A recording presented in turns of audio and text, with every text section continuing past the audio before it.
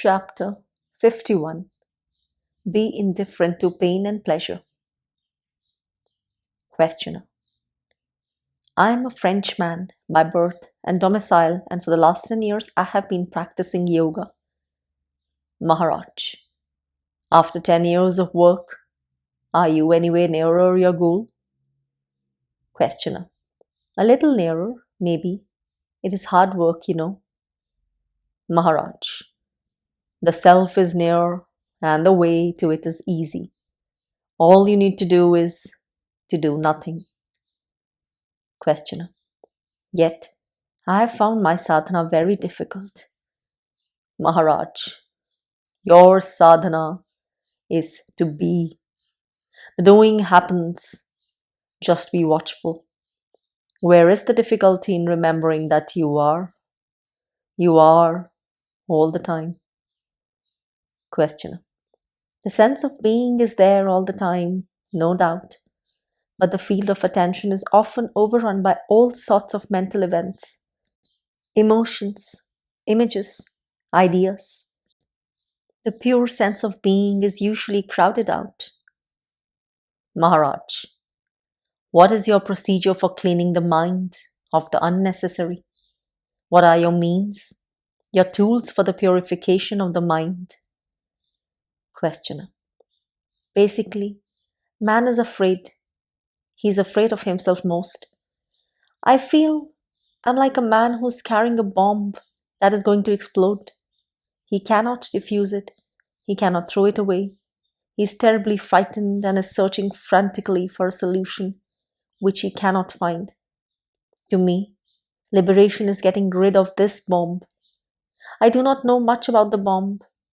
I only know that it comes from early childhood. I feel like the frightened child protesting passionately against not being loved. The child is craving for love, and because he does not get it, he is afraid and angry. Sometimes I feel like killing somebody, or myself. The desire is so strong that I am constantly afraid, and I do not know how to get free from fear.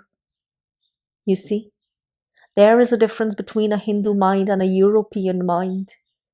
The Hindu mind is comparatively simple. The European is a much more complex being. The Hindu is basically sattvic. He does not understand the European's restlessness, his tireless pursuit of what he thinks needs to be done, his greater general knowledge. Maharaj. His reasoning capacity is so great that he will reason himself out of all reason. His self-assertiveness is due to his reliance on logic. Questioner. But thinking, reasoning, is the mind's normal state. The mind just cannot stop working. Maharaj. It may be the habitual state, but it need not be the normal state. A normal state cannot be painful, while wrong habit often leads to chronic pain. Questioner. If it is not the natural or normal state of the mind, then how to stop it? There must be a way to quieten the mind. How often I tell myself, enough, please stop, enough of this endless chatter of sentences repeated round and round. But my mind will not stop. I feel that one can stop it for a while, but not for long. Even the so-called spiritual people use tricks to keep their mind quiet. They repeat formulas, they sing, pray, breathe forcibly or gently, shake, rotate, concentrate, meditate, chase trances, cultivate virtues, working all the time in order to cease working, cease chasing, cease moving. Were it not so tragic, it would be ridiculous. Maharaj. The mind exists in two states, as water and as honey. The water vibrates at the least disturbance, while the honey, however disturbed, returns quickly to immobility. Question. By its very nature, the mind is restless. It can perhaps be made quiet, but it is not quiet by itself. Maharaj. You may have chronic fever and shiver all the time. It is desires and fears that make the mind restless. Free from all negative emotions, it is quiet. Questioner. You cannot protect the child from negative emotions. As soon as it is born, it learns pain and fear. Hunger is a cruel master and teaches dependence and hate. The child loves the mother because she feeds it and hates her because she is late with food. Our conscious mind is full of conflicts, which overflow into the conscious. We live on a volcano. We are always in danger. I agree that the company of people whose mind is peaceful has a very soothing effect. But as soon as I'm away from them, the old trouble starts. This is why I come periodically to India to seek the company of my Guru. Maharaj. You think you are coming and going, passing through various states and moods. I see things as they are, momentary events, presenting themselves to me in rapid succession, deriving their being from me, yet definitely neither me nor mine. Among phenomena I am not one, nor subject to any. I am independent, so simply and totally that your mind, accustomed to opposition and denial, cannot grasp it. I mean literally what I say. I do not need to oppose or deny, because it is clear to me that I cannot be the opposite or denial of anything. I am just beyond, in a different dimension altogether. Do not look for me in identification with or opposition to something. I am where desire and fear are not. Now, what is your experience? Do you also feel that you stand totally aloof from all transient things? Questioner. Yes, I do, occasionally. But at once, a sense of danger steps in. I feel isolated, outside all relationship with others. You see, here lies the difference in our mentalities. With the Hindu, the emotion follows the thought. Give a Hindu an idea and his emotions are roused. With the Westerner, it is the opposite. Give him an emotion and he will produce an idea. Your ideas are very attractive intellectually, but emotionally I do not respond. Maharaj, set your intellect aside. Don't use it in these matters. Question. Of what use is advice which I cannot carry out? These are all ideas and you want me to respond feelingly to ideas. For without feelings there can be no action. Maharaj, why do you talk of action? Are you acting ever? Some unknown power acts and you imagine that you are acting. You are merely watching what happens without being able to influence it in any way. Questioner. Why is there such a tremendous resistance in me against accepting that I just can do nothing? Maharaj. But what can you do? You are like a patient under anesthesia on whom a surgeon performs an operation. When you wake up, you find the operation over. Can you say you have done something? Questioner. But it is me who has chosen to submit to an operation. Maharaj. Certainly not.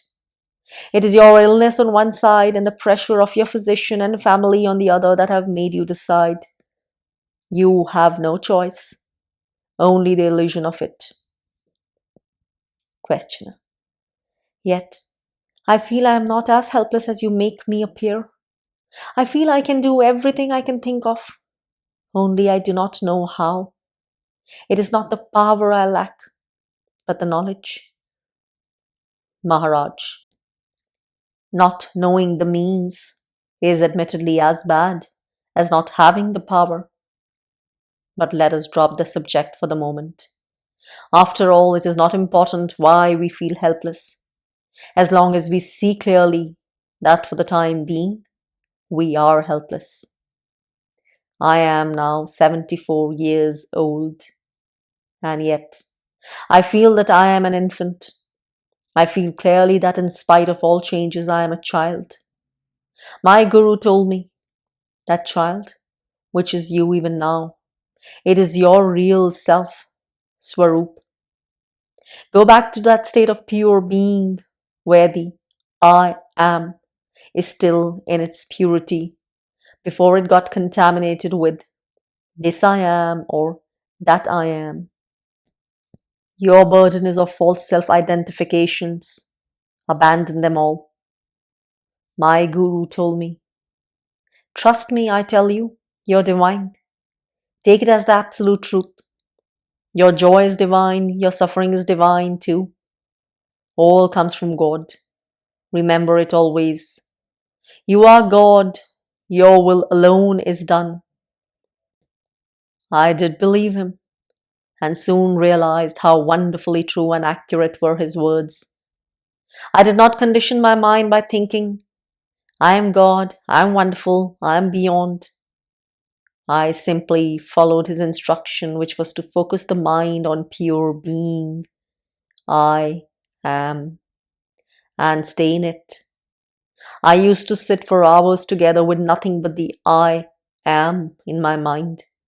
And soon peace and joy and a deep, all-embracing love became my normal state.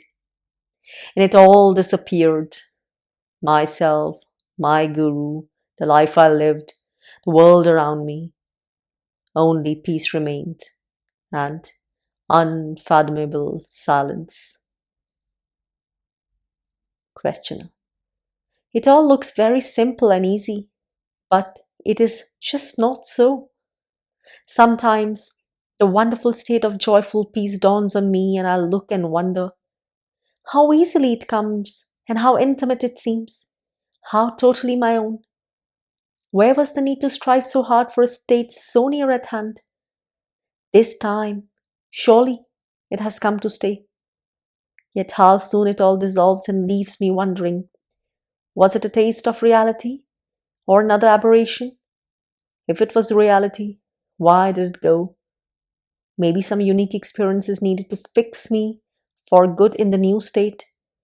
And until the crucial experience comes, this game of hide and seek must continue. Maharaj, your expectation of something unique and dramatic, of some wonderful explosion, is merely hindering and delaying your self-realization. You are not to expect an explosion, for the explosion has already happened at the moment when you were born, when you realized yourself as being, knowing, feeling. There is only one mistake you are making. You take the inner for the outer and the outer for the inner. What is in you, you take to be outside you, and what is outside, you take to be in you. The mind and feelings are external, but you take them to be intimate. You believe the world to be objective, while it is entirely a projection of your psyche. That is the basic confusion, and no new explosion will set it right. You have to think yourself out of it. There is no other way. Questioner. How am I to think myself out when my thoughts come and go as they like? Their endless chatter distracts and exhausts me. Maharaj. Watch your thoughts as you watch the street traffic. People come and go. You register without response. It may not be easy in the beginning, but with some practice, you will find that your mind can function on many levels at the same time, and you can be aware of them all. It is only when you have a vested interest in any particular level that your attention gets caught in it and you black out on other levels. Even then, the work on the blacked out level goes on outside the field of consciousness. Do not struggle with your memories and thoughts. Try only to include in your field of attention the other, more important questions like, who am I? How did I happen to be born? Whence this universe around me? What is real and what is momentary? No memory will persist if you lose interest in it. It is the emotional link that perpetuates the bondage. You are always seeking pleasure, avoiding pain, always after happiness and peace. Don't you see that it is your very search for happiness that makes you feel miserable? Try the other way, indifferent to pain and pleasure, neither asking nor refusing. Give all your attention to the level on which I am is timelessly present. Soon you will realize that peace and happiness are in your very nature, and it is only seeking them through some particular channels that disturbs. Avoid the disturbance, that is all. To seek there is no need. You would not seek what you have already. You are yourself God, the supreme reality. To begin with, trust me, trust the teacher. It enables you to make the first step, and then your trust is justified by your own experience. In every walk of life, initial trust is essential. Without it, little can be done. Every undertaking is an act of faith. Even your daily bread you eat on trust. By remembering what I have told you, you will achieve everything. I am telling you again. You are the all-pervading, the all-transcending reality. Behave accordingly. Think, feel, and act in harmony with the whole, and the actual experience of what I say will dawn upon you in no time. No effort is needed. Have faith and act on it. Please see that I want nothing from you. It is in your own interest that I speak, because above all you love yourself. You want yourself secure and happy. Don't be ashamed of it. Don't deny it. It is natural and good to love oneself. Only you should know exactly what you love. It is not the body that you love. It is life. Perceiving, feeling, thinking, doing, loving, striving, creating, it is that life you love, which is you, which is all. Realize it in its totality beyond all divisions and limitations, and all your desires will merge in it, for the greater contains the smaller. Therefore, find yourself, for in finding that you find all. Everybody is glad to be, but few know the fullness of it. You come to know by dwelling in your mind on I am, I know, I love, with the will of reaching the deepest meaning of these words. Question. Can I think I am God? Maharaj. Don't identify yourself with an idea. If you mean by God the unknown, then you merely say, I do not know what I am. If you know God as you know yourself, you need not say it. Best is the simple feeling, I am. Dwell on it patiently. Here patience is wisdom. Don't think of failure. There can be no failure in this undertaking. Questioner. My thoughts will not let me. Maharaj. Pay no attention.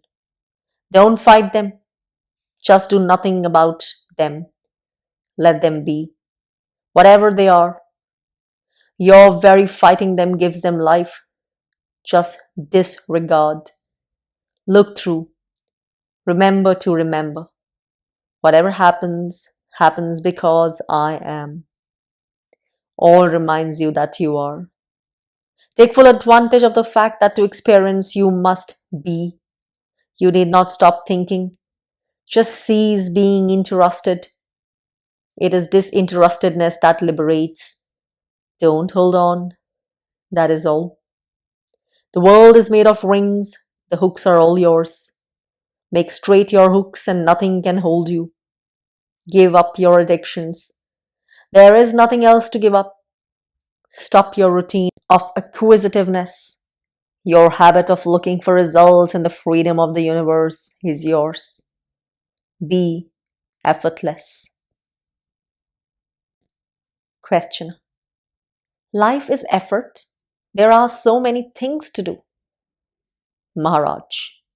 What needs doing, do it. Don't resist. Your balance must be dynamic, based on doing just the right thing from moment to moment. Don't be a child unwilling to grow up. Stereotyped gestures and postures will not help you. Rely entirely on clarity of thought, purity of motive, and integrity of action. You cannot possibly go wrong. Go beyond and leave all behind. Question. But can anything be left for good? Maharaj. You want something like around-the-clock ecstasy. Ecstasies come and go necessarily, for the human brain cannot stand the tension for a long time. A prolonged ecstasy will burn out your brain unless it is extremely pure and subtle. In nature, nothing is at standstill. Everything pulsates, appears and disappears. Heart, breath, digestion, sleep and waking. Birth and death, everything comes and goes in waves. Rhythm, periodicity, harmonious alteration of extremes is the rule. No use rebelling against the very pattern of life. If you seek the immutable, go beyond experience. When I say, remember, I am all the time, I mean, come back to it repeatedly. No particular thought can be mind's natural state, only silence. Not the idea of silence, but silence itself. When the mind is in its natural state, it reverts to silence spontaneously after every experience, or rather, every experience happens against the background of silence. Now, what you have learned here becomes the seed. You may forget it, apparently, but it will live and in due season sprout and grow and bring forth flowers and fruits. All will happen by itself. You need not do anything. Only don't prevent it.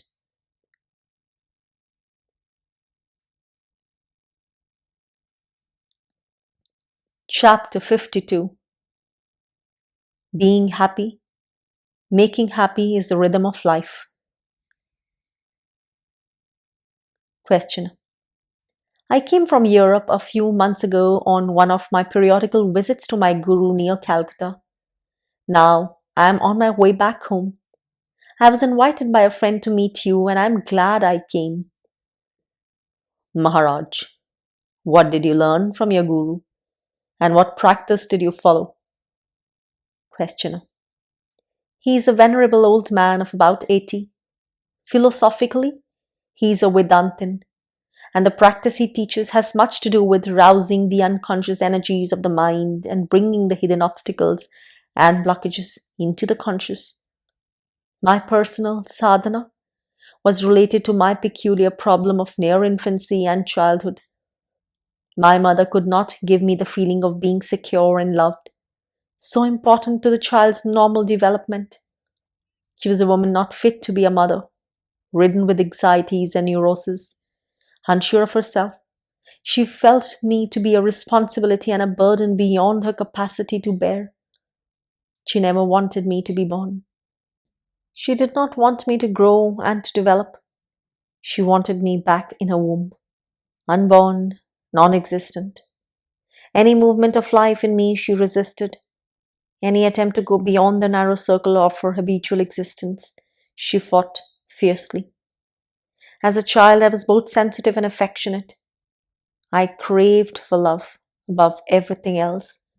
And love, the simple, instinctive love of a mother for a child, was denied me. The child's search for its mother became the leading motive of my life, and I never grew out of it. A happy child, a happy childhood became an obsession with me. Pregnancy, birth, infancy entrusted me passionately. I became an obstetrician, of some renown and contributed to the development of the method of painless childbirth. A happy child of a happy mother. That was my ideal all my life. But my mother was always there, unhappy herself, unwilling and incapable of seeing me happy. It manifested itself in strange ways. Whenever I was unwell, she felt better. When I was in good shape, she was down again, cursing herself and me too, as if she never forgave me my crime of having been born. She made me feel guilty for being alive.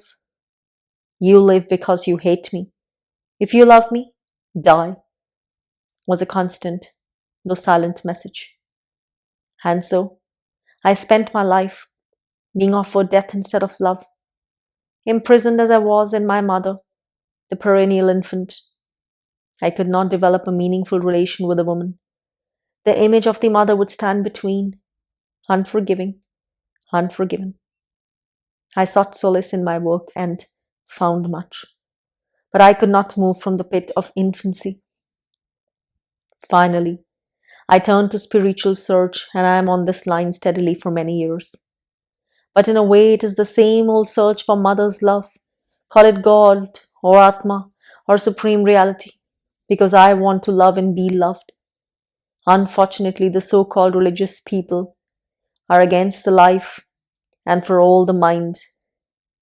When faced with life's needs and urges, they begin by classifying, abstracting, and conceptualizing, and then make the classification more important than life itself. They ask to concentrate on and impersonate a concept instead of the spontaneous integration through love. They recommend a deliberate and laborious concentration on a formula, whether it is God or Atma, the me or the other. It comes to the same. Something to think about, not somebody to love. It is not theories and systems that I need. There are many equally attractive or plausible. I need a stirring of the heart, a renewal of life, and not a new way of thinking. There are no new ways of thinking, but feeling can be ever fresh. When I love somebody, I meditate on him spontaneously and powerfully, with warmth and vigor, which my mind cannot command. Words are good for shaping feelings. Words without feeling are like clothes with no body inside, cold and limp. This mother of mine, she drained me of all feelings. My sources have run dry. Can I find here the richness and abundance of emotions, which I needed in such ample measure as a child? Maharaj, where is your childhood now? And what is your future? Questioner, I was born, I have grown, I shall die. Maharaj, you mean your body, of course, and your mind? I am not talking of your physiology and psychology. They are a part of nature and are governed by nature's laws. I am talking of your search for love. Had it a beginning? Will it have an end? Questioner, I really cannot say. It is there, from the earliest to the last moment of my life. This yearning for love, how constant and how hopeless. Maharaj, in your search for love, what exactly are you searching for? Questioner, simply this, to love and to be loved. Maharaj, you mean a woman? Questioner, not necessarily. A friend, a teacher, a guide, as long as the feeling is bright and clear. Of course, a woman is the usual answer, but it need not be the only one. Maharaj, of the two, what would you prefer? To love or to be loved? Questioner, I would rather have both, but I can see that to love is greater, nobler, deeper. To be loved is sweet, but it does not make one grow. Maharaj, Can you love on your own, or must you be made to love? Question. One must meet somebody lovable, of course. My mother was not only not loving, she was also not lovable. Maharaj. What makes a person lovable? Is it not the being loved? First you love and then you look for reasons. Questioner. It can be the other way round. You love what makes you happy. Maharaj. But what makes you happy? Questioner. There is no rule about it. The entire subject is highly individual and unpredictable. Maharaj. Right. Whichever way you put it. Unless you love, there is no happiness. But does love always make you happy? Is not the association of love with happiness a rather early infantile stage? When the beloved suffers, don't you suffer too? And do you cease to love because you suffer? Must love and happiness come and go together? Is love merely the expectation of pleasure? Questioner. Of course not. There can be much suffering in love. Maharaj. Then what is love? Is it not a state of being rather than a state of mind? Must you know that you love in order to love? Did you not love your mother unknowingly? Your craving for her love, for an opportunity to love her, is it not the movement of love? Is not love as much a part of you as consciousness of being? You sought the love of your mother because you loved her. Questioner. But she would not let me. Maharaj. She could not stop you. Questioner. Then why was I unhappy all my life? Maharaj. Because you did not go down to the very roots of your being. It is your complete ignorance of yourself that covered up your love and happiness and made you seek for what you have never lost. Love is will, the will to share your happiness with all. Being happy, making happy. This is the rhythm of love.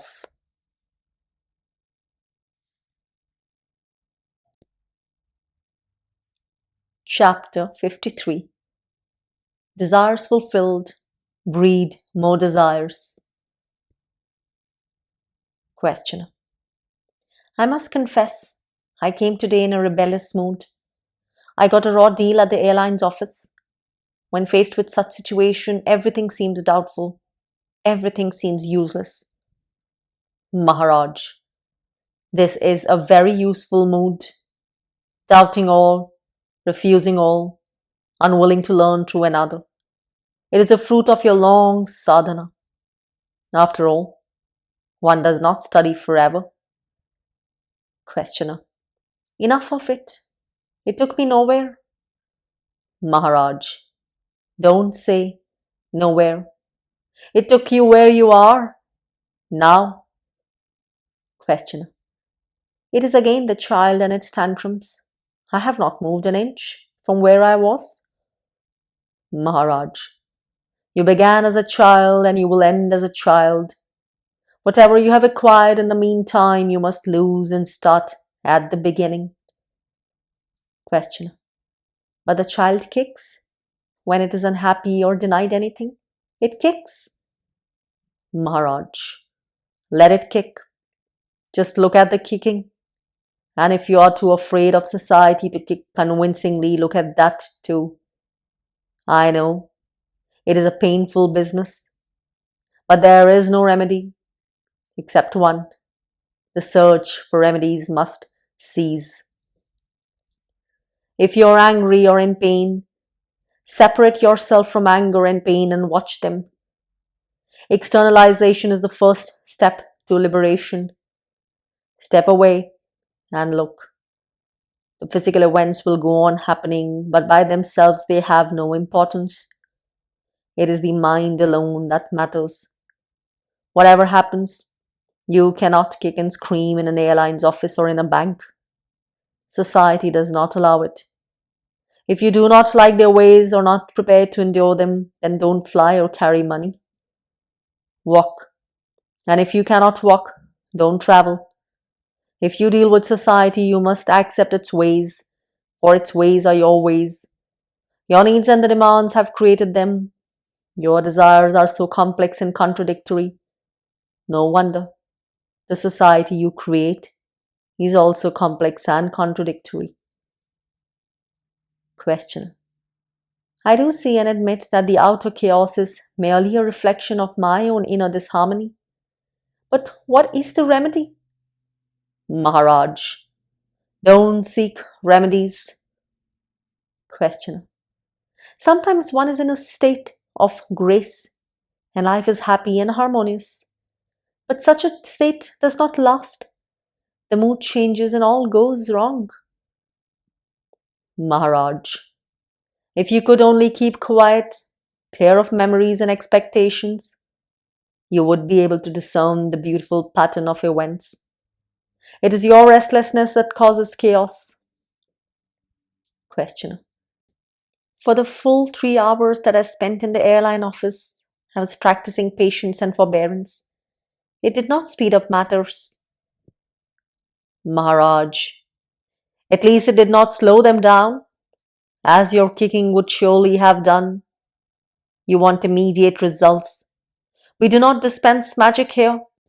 Everybody makes the same mistake, refusing the means but wanting the ends.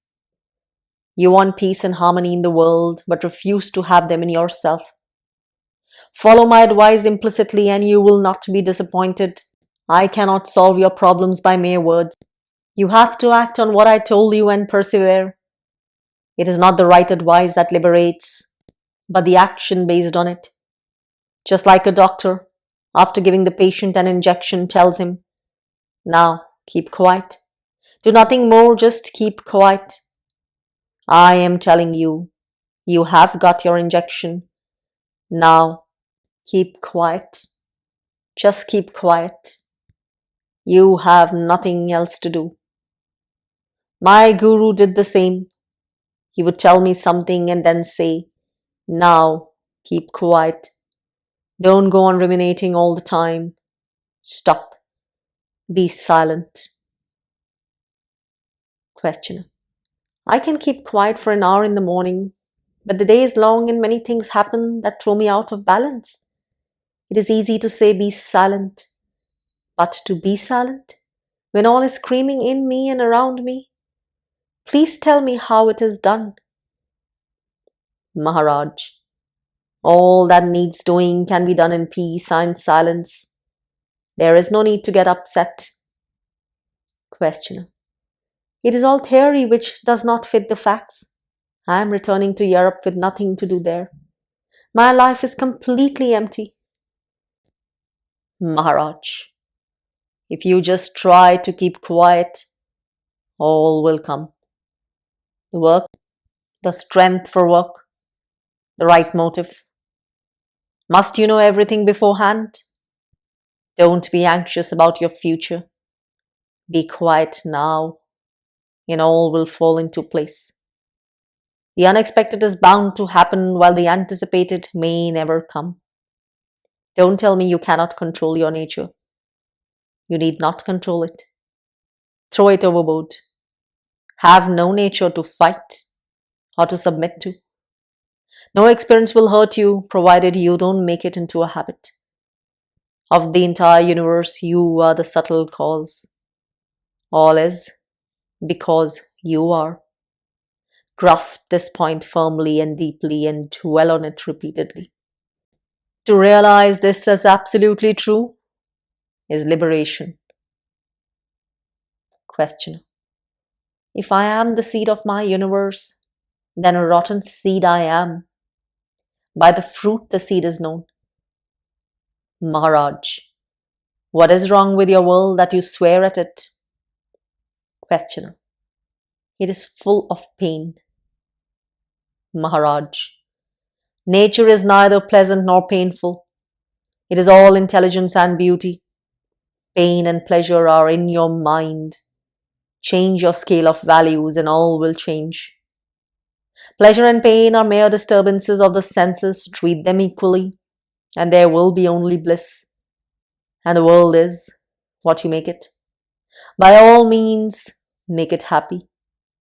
Only contentment can make you happy. Desires fulfilled breed more desires. Keep away from all desires, and contentment in what comes by itself is a very fruitful state, a precondition to the state of fullness. Don't distrust its apparent sterility and emptiness. Believe me, it is the satisfaction of desires that breeds misery. Freedom from desires is bliss. Question. There are things we need. Maharaj. What you need will come to you if you do not ask for what you do not need. Yet, only few people reach this state of complete dispassion and detachment. It is a very high state, the very threshold of liberation. Questioner. I have been barren for the last 2 years, desolate and empty, and often I prayed for death to come. Maharaj. Well, with your coming here, events have started rolling. Let things happen as they happen. They will sort themselves out nicely in the end. You need not strain towards the future. The future will come to you on its own. For some time longer you will remain sleepwalking, as you do now, bereft of meaning and assurance. But this period will end and you will find your work both fruitful and easy. There are always moments when one feels empty and estranged. Such moments are most desirable, for it means the soul has cast its moorings and is sailing for distant places. This is detachment, when the old is over and the new has not yet come. If you are afraid, the state may be distressing, but there is really nothing to be afraid of. Remember the instruction. Whatever you come across, go beyond. Questioner. The Buddha's rule, to remember what needs to be remembered. But I find it so difficult to remember the right thing at the right moment. With me, forgetting seems to be the rule. Maharaj. It is not easy to remember when every situation brings up a storm of desires and fears. Craving born of memory is also the destroyer of memory. Questioner. How am I to fight desire? There is nothing stronger. Maharaj. The waters of life are thundering over the rocks of objects, desirable or hateful. Remove the rocks by insight and attachment, and the same waters will flow deep and silent and swift, in greater volume and with greater power. Don't be theoretical about it.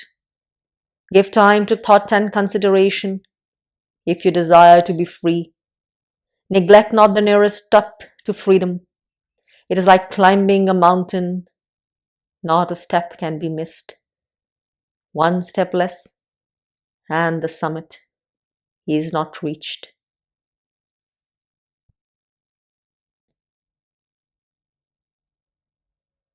Chapter 54. Body and mind are symptoms of ignorance. Questioner. We were discussing one day the person, the witness, the absolute, Vyakti, Vyakta, Avyakt.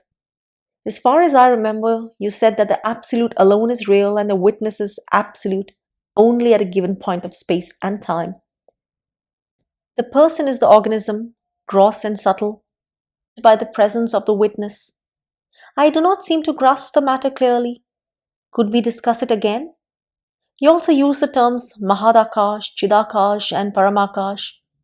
How are they related to person, witness and the absolute? Maharaj. Mahadakash is nature, the ocean of existence. the physical space with all that can be contacted through the senses. Chidakash is the expanse of awareness, the mental space of time, perception, and cognition. Paramakash is the timeless and spaceless reality, mindless, undifferentiated, the infinite potentiality, the source and origin, the substance and the essence, both matter and consciousness, yet beyond both. It cannot be perceived, but can be experienced as ever witnessing the witness, perceiving the perceiver, the origin and the end of all manifestation, the root of time and space, the prime cause in every chain of causation. Question. What is the difference between Vyakta and Avyakta? Maharaj. There is no difference. It is like light and daylight. The universe is full of light which you do not see, but the same light you see as daylight. And what the daylight reveals is the Vyakti. The person is always the object. The witness is the subject, and their relation of mutual dependence is the reflection of their absolute identity. You imagine that they are distinct and separate states. They are not. They are the same consciousness at rest and in movement, each state conscious of the other. In Chit, man knows God and God knows man. In Chit, the man shapes the world and the world shapes man. Chit is the link, the bridge between extremes, the balancing and uniting factor in every experience. The totality of the perceived is what you call matter. The totality of all perceivers is what you call the universal mind. The identity of the two, manifesting itself as perceptibility and perceiving, harmony and intelligence, loveliness and loving, reasserts itself eternally. Question. The three gunas, sattva, rajas, tamas, are they only in matter or also in the mind? Maharaj. In both, of course, because the two are not separate. It is only the absolute that is beyond gunas. In fact, these are but points of view, ways of looking. They exist only in the mind. Beyond the mind, all distinctions cease. Question. Is the universe a product of the senses? Maharaj. Just as you recreate your world on waking up, so is the universe unrolled. The mind with its 5 organs of perception, 5 organs of action, and 5 vehicles of consciousness appears as memory, thought, reason, and selfhood. Question. The sciences have made much progress. We know the body and the mind much better than our ancestors. Your traditional ways, describing and analyzing mind and matter, is no longer valid. Maharaj. But where are your scientists with their sciences? Are they not again images in your own mind? Questioner. Here lies the basic difference. To me, they are not my own projections. They were before I was born and shall be there when I am dead. Maharaj. Of course. Once you accept time and space as real, you will consider yourself minute and short-lived. But are they real? Do they depend on you or you on them? As body, you are in space. As mind, you are in time. But are you mere body with a mind in it? Have you ever investigated? Questioner. I am neither the motive nor the method. Maharaj. I am suggesting both. But the actual work of insight and detachment, Vivek, Vairagya, is yours. Questioner. The only motive I can perceive is my own causeless and timeless happiness. And what is the method? Maharaj. Happiness is incidental. The true and effective motive is love. You see people suffer and you seek the best way of helping them. The answer is obvious. First, put yourself beyond the need of help. Be sure your attitude is of pure goodwill, free of expectation of any kind. Those who seek mere happiness may end up in sublime indifference, while love will never rest. As to the method, there is only one. You must come to know yourself, both what you appear to be and what you are. Clarify and charity go together. Each needs and strengthens the other. Questioner. Compassion implies the existence of an objective world full of avoidable sorrow. Maharaj. The world is not objective and the sorrow of it is not avoidable. Compassion is but another word for the refusal to suffer for imaginary reasons. Questioner. If the reasons are imaginary, why should the suffering be inevitable? Maharaj. It is always the false that makes you suffer. The false desires and fears, the false values and ideas, the false relationships between people. Abandon the false and you are free of pain. Truth makes happy. Truth liberates. Questioner. The truth is that I am a mind imprisoned in a body, and this is a very unhappy truth. Maharaj. You are neither the body nor in the body. There is no such thing as body. You have grievously misunderstood yourself. To understand rightly, investigate. Questioner. But I was born as a body, in a body, and shall die with a body, as a body. Maharaj. This is your misconception. Inquire, investigate, doubt yourself and others. To find truth, you must not cling to your convictions. If you are sure of the immediate, you will never reach the ultimate. Your idea that you were born and that you will die is absurd. Both logic and experience contradict it. Questioner. All right. I shall not insist that I am the body. You have a point here. But here and now, as I talk to you, I am in the body, obviously. The body may not be me, but it is mine. Maharaj. The entire universe contributes incessantly to your existence. Hence, the entire universe is your body. In that sense, I agree. Questioner. My body influences me deeply, in more ways than one. My body is my destiny, my character, my moods, the nature of my reactions, my desires and fears, inborn or acquired. They are all based on the body. A little alcohol, some drug or other, and all changes. Until the drug wears off, I become another man. Maharaj. All this happens because you think yourself to be the body. Realize your real self and your even drugs will have no power over you. Questioner. You smoke? Maharaj. My body kept a few habits which may as well continue till it dies. There is no harm in them. Questioner. You eat meat? Maharaj.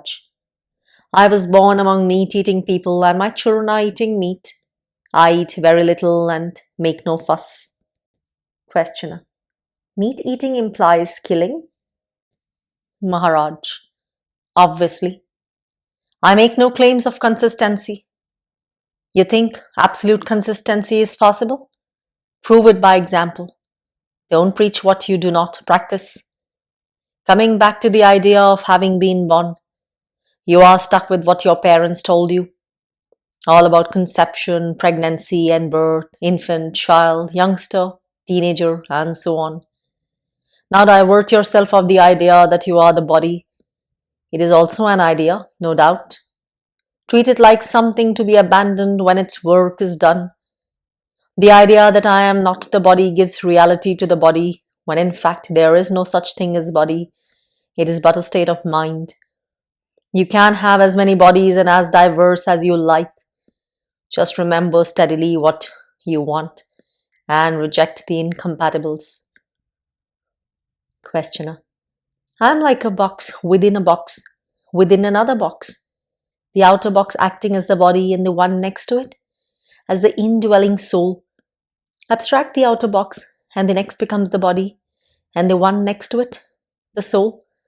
It is an infinite series, an endless opening of boxes. Is the last one the ultimate soul? Maharaj, if you have a body, you must have a soul. Here your simile of a nest of boxes applies. But here and now, through all your bodies and souls shines awareness, the pure light of Chit. Hold on to it unswervingly. Without awareness, the body would not last a second. There is in the body a current of energy, affection, and intelligence which guides, maintains, and energizes the body. Discover that current and stay with it. Of course, all these are manners of speaking. Words are as much a barrier as a bridge. Find the spark of light that weaves the tissues of your body and weave with it. It is the only reality the body has. Question. What happens to that spark of life after death? Maharaj. It is beyond time. Birth and death are but points in time. Life weaves eternally its many webs. The weaving is in time, but life itself is timeless. Whatever name and shape you give to its expressions, it is like the ocean, never changing, ever changing. Question. All you say sounds beautifully convincing, yet my feeling of being just a person in a world, strange and alien, often inimical and dangerous, does not cease. Being a person, limited in space and time, how can I possibly realize myself as the opposite? A depersonalized, universalized awareness of nothing in particular. Maharaj, you assert yourself to be what you are not and deny yourself to be what you are. You omit the element of pure cognition, of awareness free from all personal distortions. Unless you admit the reality of Chit, you will never know yourself. Questioner. What am I to do? I do not see myself as you see me. Maybe you are right and I am wrong. But how can I cease to be what I feel I am? Maharaj. A prince who believes himself to be a beggar can be convinced conclusively in one way only. He must behave as a prince and see what happens. Behave as if what I say is true and judge by what actually happens. All I ask is the little faith needed for making the first step. With experience will come confidence, and you will not need me anymore. I know what you are, and I am telling you. Trust me for a while. Questioner. To be here and now, I need my body and its senses. To understand, I need a mind. Maharaj. The body and the mind are only symptoms of ignorance, of misapprehension. Behave as if you were pure awareness, bodiless and mindless, spaceless and timeless, beyond where and when and how. Dwell on it. Think of it. Learn to accept its reality. Don't oppose it and deny it all the time. Keep an open mind at least. Yoga is bending the outer to the inner. Make your mind and body express the real which is all and beyond all. By doing, you succeed, not by arguing. Questioner. Kindly allow me to come back to my first question. How does the error of being a person originate? Maharaj. The absolute precedes time. Awareness comes first. A bundle of memories and mental habits attracts attention. Awareness gets focalized and a person suddenly appears. Remove the light of awareness, go to sleep or swoon away, and the person disappears. The person, Vyakti, flickers. Awareness, Vyakta, contains all space and time. The absolute, Avyakta, is.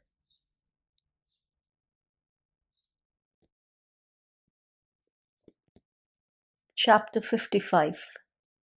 Give up all and you gain all. Questioner. What is your state at the present moment? Maharaj. a state of non-experiencing. In it, all experience is included. Questioner. Can you enter into the mind and heart of another man and share his experience? Maharaj. No. Such things require special training. I am like a dealer in wheat. I know little about breads and cakes. Even the taste of a wheat gruel I may not know. But about the wheat grain I know all and well. I know the source of all experience. But the innumerable particular forms experience can take, I do not know. Nor do I need to know. From moment to moment, the little I need to know to live my life, I somehow happen to know. Questioner. Your particular existence and my particular existence, do they both exist in the mind of Brahma? Maharaj. The universal is not aware of the particular. The existence as a person is a personal matter. A person exists in time and space, has name and shape, beginning and end. The universal includes all persons, and the absolute is at the root of and beyond all. Questioner. I am not concerned with the totality, my personal consciousness and your personal consciousness. What is the link between the two? Maharaj. Between two dreamers, what can be the link? Questioner. They may dream of each other. Maharaj. That is what people are doing. Everyone imagines others and seeks a link with them. The seeker is the link. There is none other. Questioner. Surely, there must be something in common between the many points of consciousness we are. Maharaj. Where are the many points? In your mind. You insist that your world is independent of your mind. How can it be? Your desire to know other people's minds is due to your not knowing your own mind. First know your own mind, and you will find that the question of other minds does not arise at all, for there is no other people. You are the common factor, the only link between the minds. Being is consciousness. I am applies to all. Questioner. The Supreme Reality, Par Brahman, may be present in all of us, but of what use is it to us? Maharaj. You are like a man who says, I need a place to keep my things, but of what use is space to me? Or, I need milk, tea, coffee, or soda, but for what water? I have no use. Don't you see that the Supreme Reality is what makes everything possible? But if you ask of what use it is to you, I must answer, none. In matters of daily life, the knower of the real has no advantage. He may be at a disadvantage rather. Being free from greed and fear, he does not protect himself. The very idea of profit is foreign to him. He abhors accretions. His life is constant divesting oneself, sharing, giving. Questioner. If there is no advantage in gaining the supreme, then why take the trouble? Maharaj. There is trouble only when you cling to something. When you hold on to nothing, no trouble arises. The relinquishing of the lesser is the gaining of the greater. Give up all and you gain all. Then life becomes what it was meant to be. Pure radiation from an inexhaustible source. In that light, the world appears dimly like a dream. Question. If my world is merely a dream and you are a part of it, what can you do for me? If the dream is not real, having no being, how can reality affect it? Maharaj. While it lasts, the dream has temporary being. It is your desire to hold on to it that creates the problem. Let go. Stop imagining that the dream is yours. Questioner. You seem to take for granted that there can be a dream without a dreamer, and that I identify myself with the dream of my own sweet will. But I am the dreamer and the dream too. Who is to stop dreaming? Maharaj. Let the dream unroll itself to the very end. You cannot help it. But you can look at the dream as a dream, refuse it the stamp of reality. Questioner. Here I am, sitting before you. I am dreaming and you are watching me, talking in my dream. What is the link between us? Maharaj. My intention to wake you up is the link. My heart wants you awake. I see you suffer in your dream and I know that you must wake up to end your woes. When you see your dreams as a dream, you wake up. But in your dream itself, I am not interested. Enough for me to know that you must wake up. You need not bring your dream to a definite conclusion, or make it noble, or happy, or beautiful. All you need is to realize that you are dreaming. Stop imagining. Stop believing. See the contradictions, the incongruities, the falsehood and the sorrow of the human state, the need to go beyond. Within the immensity of space floats a tiny atom of consciousness, and in it the entire universe is contained. Questioner. There are affections in the dream which seem real and everlasting. Do they disappear on waking up? Maharaj. In dream you love some and not others. On waking up you find you are love itself, embracing all. Personal love, however, intense and genuine, invariably binds. Love and freedom is love of all. Question. People come and go. One loves whom one meets. One cannot love all. Maharaj. When you are love itself, you are beyond time and numbers. In loving one, you love all. In loving all, you love each. One and all are not exclusive. Questioner. You say you are in a timeless state. Does it mean that past and future are open to you? Did you meet Vasishtha Muni, Ram's guru? Maharaj. The question is in time and about time. Again, you're asking me about the contents of a dream. Timelessness is beyond the illusion of time. It is not an extension in time. He who called himself Vasishtha knew Vasishtha. I am beyond all names and shapes. Vasishtha is a dream in your dream. How can I know him? You are too much concerned with past and future. It is all due to your longing to continue, to protect yourself against extinction. And as you want to continue, you want others to keep you company. Hence your concern with their survival. But what you call survival is but the survival of a dream. Death is preferable to it. There is a chance of waking up. Question. You are aware of eternity, therefore you're not concerned with survival. Maharaj. It is the other way round. Freedom from all desire is eternity. All attachment implies fear. For all things are transient, and fear makes one a slave. This freedom from attachment does not come with practice. It is natural. When one knows one's true being, love does not cling. Clinging is not love. Question. So there is no way to gain detachment. Maharaj. There is nothing to gain. Abandon all imaginings and know yourself as you are. Self-knowledge is detachment. All craving is due to a sense of insufficiency.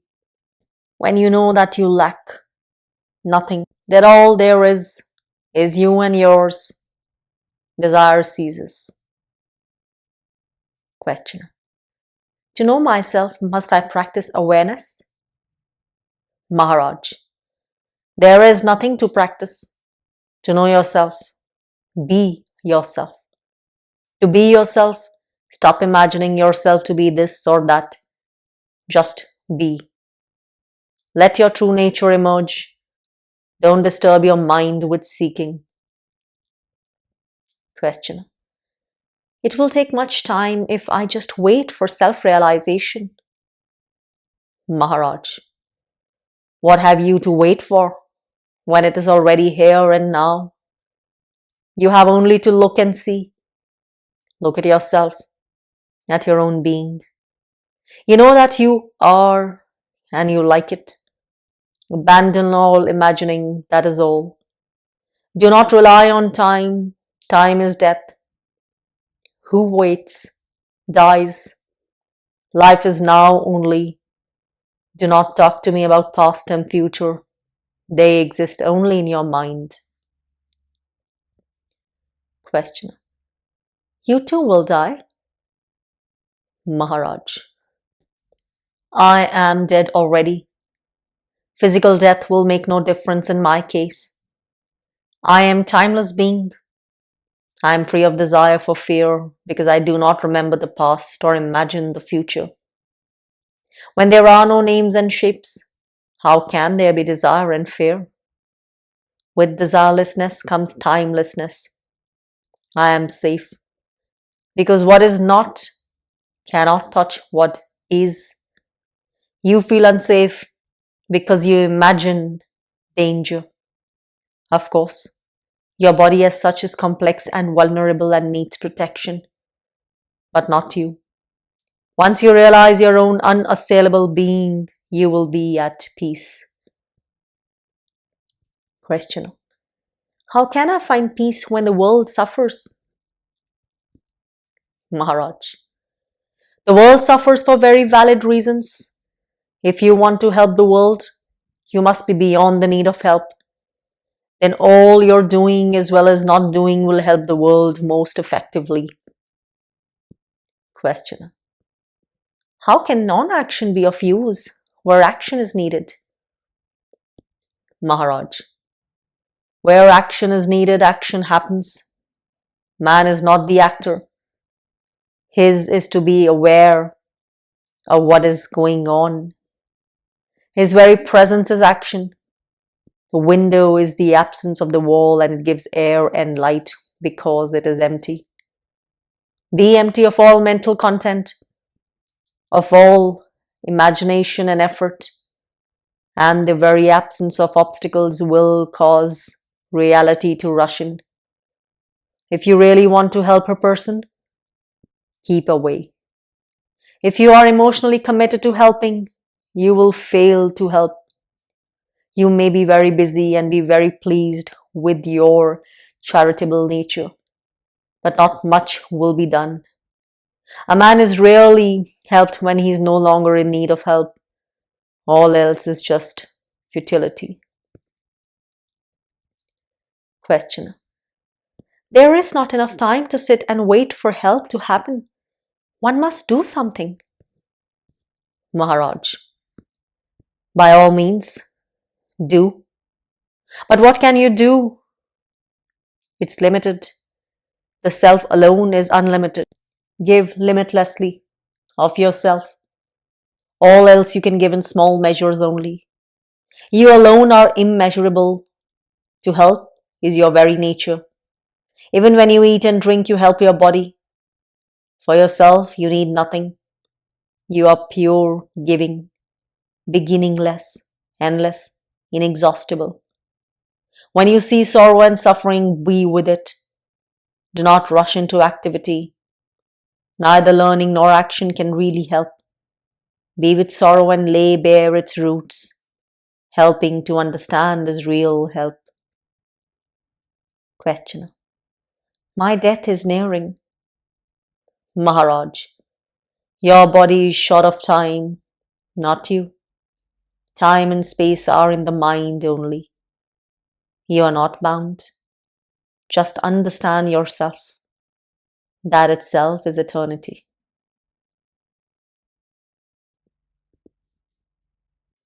Chapter 56.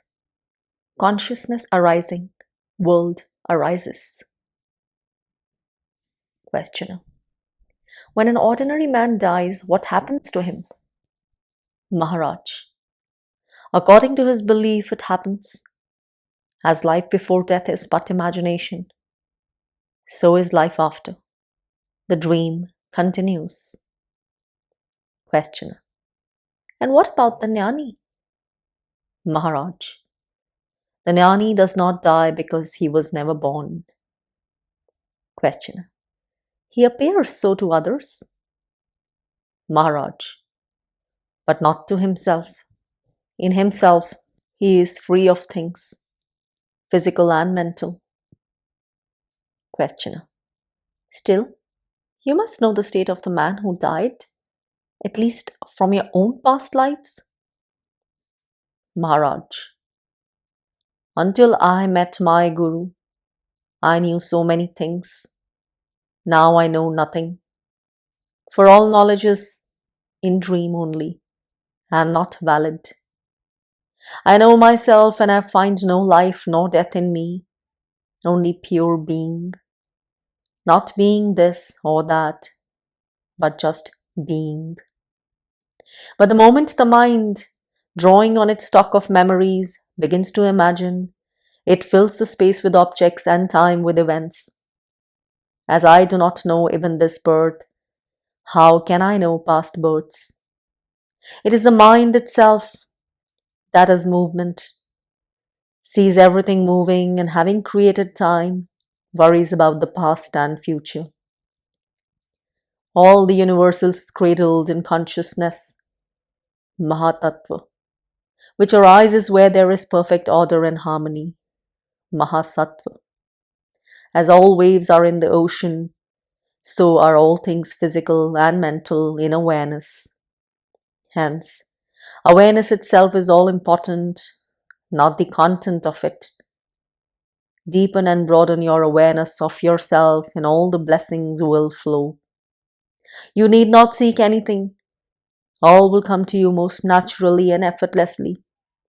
The five senses and the four functions of the mind, memory, thought, understanding, and selfhood, the five elements, earth, water, fire, air, and ether, the two aspects of creation, matter and spirit, all are contained in awareness. Questioner. Yet, you must believe in having lived before. Maharaj. The scriptures say so, but I know nothing about it. I know myself as I am. As I appeared or will appear is not within my experience. It is not that I do not remember. In fact, there is nothing to remember. Reincarnation implies a reincarnating self. There is no such thing. The bundle of memories and hopes called the I imagines itself existing everlastingly and creates time to accommodate its false eternity. To be, I need no past or future. All experience is born of imagination. I do not imagine, so no birth or death happens to me. Only those who think themselves born can think themselves reborn. You are accusing me of having been born. I plead not guilty. All exists in awareness, and awareness neither dies nor is reborn. It is the changeless reality itself. All the universe of experience is born with the body and dies with the body. It has its beginning and end in awareness, but awareness knows no beginning nor end. If you think it out carefully and brood over it for a long time, you will come to see the light of awareness in all its clarity, and the world will fade out of your vision. It is like looking at a burning incense stick. You see the stick and the smoke first. When you notice the fiery point, you realize that it has the power to consume mountains of sticks and fill the universe with smoke. Timelessly, the self actualizes itself without exhausting its infinite possibilities. In the incense stick simile, the stick is the body and the smoke is the mind. As long as the mind is busy with its contortions, it does not perceive its own source. The Guru comes and turns your attention to the spark within. By its very nature, the mind is outward turned. It always tends to seek for the source of things among the things themselves. To be told to look for the source within is, in a way, the beginning of a new life. Awareness takes the place of consciousness. In consciousness, there is the I, who is conscious. While awareness is undivided, awareness is aware of itself. The I am is a thought, while awareness is not thought. There is no I am aware in awareness. Consciousness is an attribute, while awareness is not. One can be aware of being conscious, but not conscious of awareness. God is the totality of consciousness, but awareness is beyond all, being as well as not being. Question. I had started with a question about the condition of a man after death. When his body is destroyed, what happens to his consciousness? Does he carry his sense of seeing, hearing, and so on along with him? Or does he leave them behind? And if he loses his senses, what becomes of his consciousness?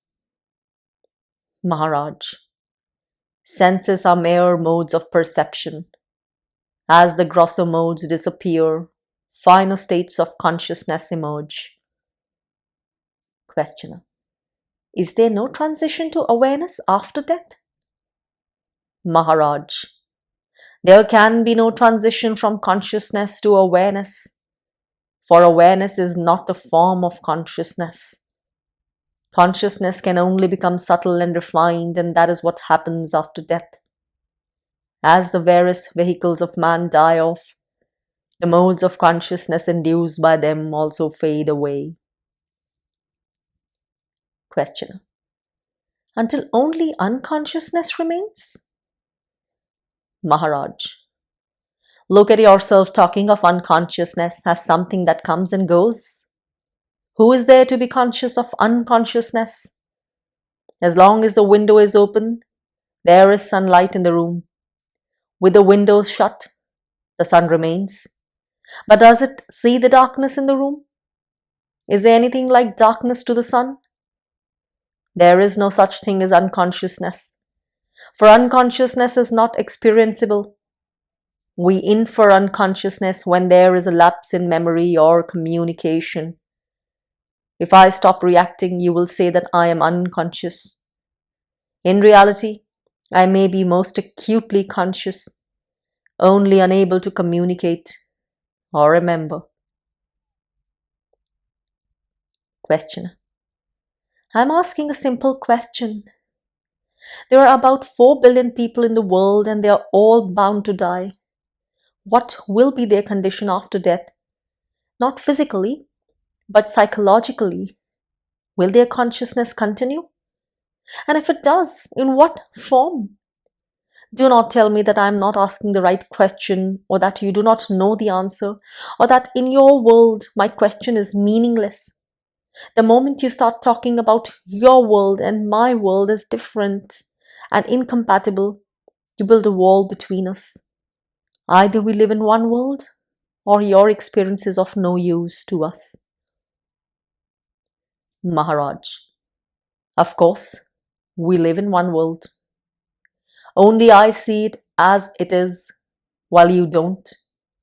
You see yourself in the world, while I see the world in myself. To you, you get born and die, while to me the world appears and disappears. Our world is real, but your view of it is not. There is no wall between us, except the one built by you. There is nothing wrong with the senses. It is your imagination that misleads you. It covers up the world as it is with what you imagine it to be. Something existing independently of you and yet closely following your inherited or acquired patterns. There is a deep contradiction in your attitude, which you do not see and which is the cause of sorrow. You cling to the idea that you were born into a world of pain and sorrow. I know that the world is a child of love, having its beginning, growth, and fulfillment in love. But I am beyond love even. Questioner. If you have created the world out of love, why is it so full of pain? Maharaj. You are right. From the body's point of view. But you are not the body. You are the immensity and infinity of consciousness. Don't assume what is not true, and you will see things as I see them. Pain and pleasure, good and bad, right and wrong. These are relative terms and must not be taken absolutely. They are limited and temporary. Questioner. In the Buddhist tradition, it is stated that a nirvani, an enlightened Buddha, has the freedom of the universe. He can know and experience for himself all that exists. He can command, interfere with nature, with the chain of causation, change the sequence of events, even undo the past. The world is still with him, but he is free in it. Maharaj. What you describe is God. Of course, where there is a universe, there will also be its counterpart, which is God. But I am beyond both. There was a kingdom in search of a king. They found the right man and made him king. In no way had he changed. He was merely given the title, the rights, and the duties of a king. His nature was not affected, only his actions. Similarly, with the enlightened man, the content of his consciousness undergoes a radical transformation. But he is not misled. He knows the changeless. Questioner. The changeless cannot be conscious. Consciousness is always of change. The changeless leaves no trace in consciousness. Maharaj. Yes and no. The paper is not the writing, yet it carries the writing. The ink is not the message, nor is the reader's mind the message, but they all make the message possible. Questioner. Does consciousness come down from reality, or is it an attribute of matter? Maharaj. Consciousness as such is the subtle counterpart of matter. Just as inertia, tamas, and energy, rajas, are attribute of matter, so does harmony, sattva, manifest itself as consciousness. You may consider it in a way as a form of a very subtle energy. Wherever matter organizes itself into a stable organization, consciousness appears spontaneously. With the destruction of the organism, consciousness disappears. Question. Then what survives? Maharaj. That of which matter and consciousness are but aspects, which is neither born nor dies. Question. If it is beyond matter and consciousness, how can it be experienced? Maharaj. It can be known by its effects on both. Look for it in beauty and in bliss. But you will understand neither body nor consciousness unless you go beyond both. Questioner. Please tell us squarely, are you conscious or unconscious? Maharaj. The enlightened jnani is neither. But in his enlightenment, jnana, all is contained. Awareness contains every experience, but he who is aware is beyond every experience. He is beyond awareness itself. Questioner. There is the background of experience, call it matter. There is the experiencer, call it mind. What makes the bridge between the two? Maharaj. The very gap between is the bridge. That which at one end looks like matter and at the other as mind is in itself the bridge. Don't separate reality into mind and body, and there will be no need of bridges. Consciousness arising, the world arises. When you consider the wisdom and the beauty of the world, you call it God. Know the source of it all, which is in yourself, and you will find all your questions answered. Questioner. The seer and the seen, are they one or two? Maharaj. There is only seeing. Both the seer and the seen are contained in it. Don't create differences where there are none. Questioner. I began with the question about the man who died. You said that his experiences will shape themselves according to his expectation and beliefs. Maharaj. Before you were born, you expected to live according to a plan which you yourself had laid down. Your own will was the backbone of your destiny. Questioner. Surely, karma interfered?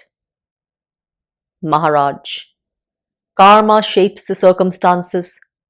The attitudes are your own.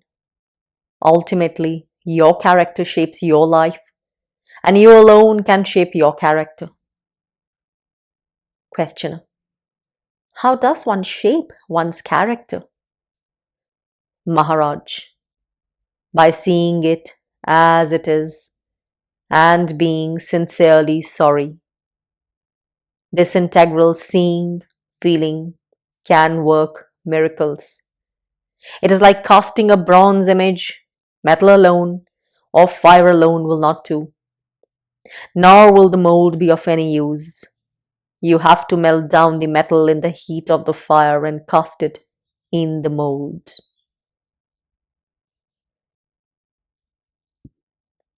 Chapter 57. Beyond mind, there is no suffering. Questioner. I see you sitting in your son's house waiting for lunch to be served, and I wonder whether the content of your consciousness is similar to mine, or partly different, or totally different. Are you hungry and thirsty as I am, waiting rather impatiently for the meals to be served, or are you in an altogether different state of mind? Maharaj. There is not much difference on the surface, but very much of it in depth. You know yourself only through the senses and the mind. You take yourself to be what they suggest, having no direct knowledge of yourself. You have mere ideas, all mediocre, second-hand by hearsay. Whatever you think you are, you take it to be true. The habit of imagining yourself perceivable and describable is very strong with you. I see as you see, hear as you hear, taste as you taste, eat as you eat. I also feel thirst and hunger and expect my food to be served on time. When starved or sick, my body and mind go weak. All this I perceive quite clearly. But somehow I am not in it. I feel myself as if floating over it, aloof and detached. Even not aloof and detached. There is aloofness and detachment as there is thirst and hunger. There is also the awareness of it all and a sense of immense distance, as if the body and the mind and all that happens to them were somewhere far out on the horizon. I am like a cinema screen, clear and empty. The pictures pass over it and disappear, leaving it as clear and empty as before. In no way is the screen affected by the pictures, nor are the pictures affected by the screen. The screen intercepts and reflects the pictures. It does not shape them. It has nothing to do with the rolls of films. These are as they are, lumps of destiny, prarabdha, but not my destiny. The destinies of the people on the screen. Questioner. You do not mean to say that the people in a picture have destinies? They belong to the story. The story is not theirs. Maharaj, and what about you? Do you shape your life, or are you shaped by it? Questioner, yes, you are right. A life story unrolls itself, of which I am one of the actors. I have no being outside it, as it has no being without me. I am merely a character, not a person.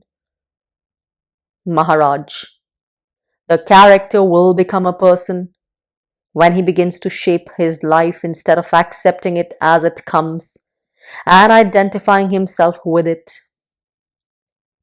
Questioner, when I ask a question and you answer, what exactly happens? Maharaj, the question and the answer both appear on the screen. The lips move, the body speaks, and again the screen is clear and empty. Questioner, when you say clear and empty, what do you mean? Maharaj, I mean free of all contents. To myself I am neither perceivable nor conceivable. There is nothing I can point out and say, this I am. You identify yourself with everything so easily. I find it impossible. The feeling, I am not this or that, nor is anything mine, is so strong in me that as soon as a thing or thought appears, there comes at once the sense, this I am not. Questioner, do you mean to say that you spend your time repeating, this I am not, that I am not? Maharaj, of course not. I am merely verbalizing for your sake.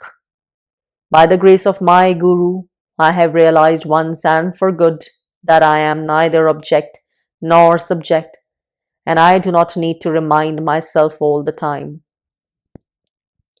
Question, I find it hard to grasp what exactly you mean by saying that you're neither the object nor the subject.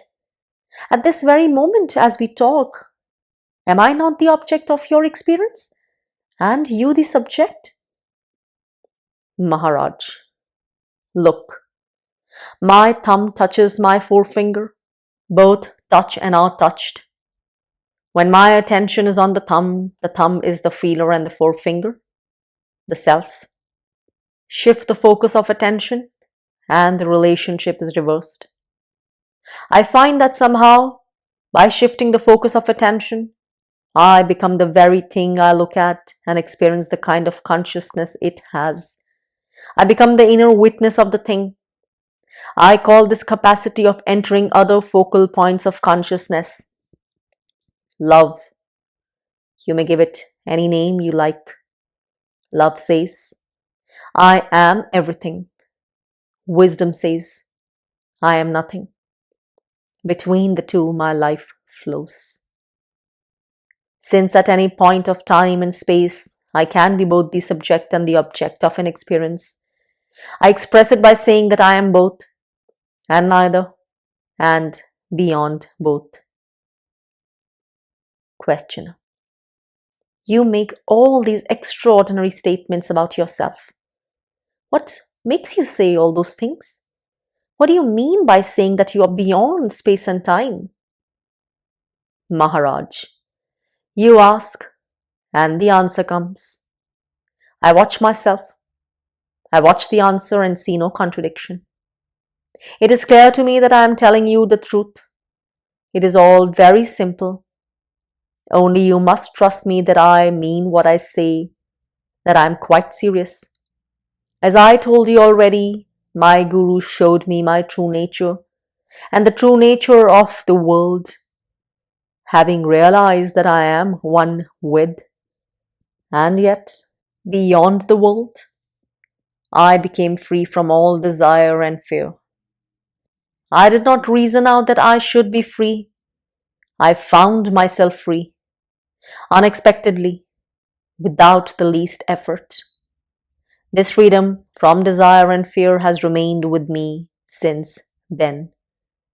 Another thing I noticed was that I do not need to make an effort. The deed follows the thought without delay and friction. I've also found that thoughts become self-fulfilling. Things would fall in place smoothly and rightly. The main change was in the mind. It became motionless and silent, responding quickly, but not perpetuating the response. Spontaneity became a way of life. The real became natural, and the natural became real. And above all, infinite affection, love, dark and quiet, radiating in all directions, embracing all, making all interesting and beautiful, significant and auspicious. Question. We were told that various yogic powers arise spontaneously to a man who has realized his own true being. What is your experience in these matters? Maharaj. Man's fivefold body, physical, etc., has potential powers beyond our wildest dreams. Not only is the entire universe reflected in man, but also the power to control the universe is waiting to be used by him. The wise man is not anxious to use such powers, except when the situation calls for them. He finds the abilities and skills of the human personality quite adequate for the business of daily living. Some of the powers can be developed by specialized training. But the man who flaunts such powers is still in bondage. The wise man counts nothing as his own. When at some time and place some miracle is attributed to some person, he will not establish any causal link between events and people, nor will he allow any conclusions to be drawn. All happened as it happened because it had to happen. Everything happens as it does because the universe is as it is. Questioner. The universe does not seem a happy place to live in. Why is there so much suffering? Maharaj. Pain is physical. Suffering is mental. Beyond the mind, there is no suffering. Pain is merely a signal that the body is in danger and requires attention. Similarly, suffering warns us that the structure of memories and habits which we call the person, Vyakti, is threatened by loss or change. Pain is essential for the survival of the body, but none compels you to suffer.